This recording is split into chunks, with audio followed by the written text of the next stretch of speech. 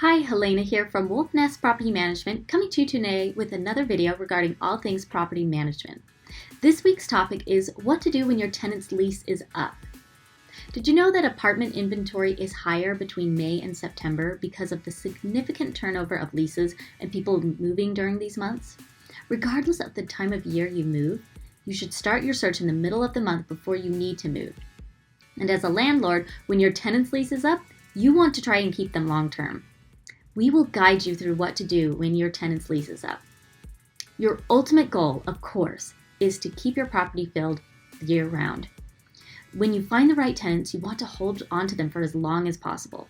Finding a new tenant can be a long, expensive process that involves marketing your property, going through applicants, holding showings, and going through background checks for potential tenants.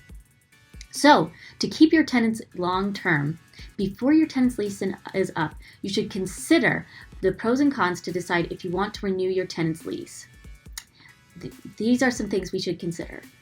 The pros of keeping your current tenant include being cost-effective, it saves you time, decreases risk of an empty apartment or house or condo, decreases your risk of a bad tenant moving in, and your tenant is familiar with the lease payment system, and etc. But there are cons. You can also limit the amounts of rent that you raise by keeping your tenant in place, or if you don't have a reliable tenant, you should consider finding someone new.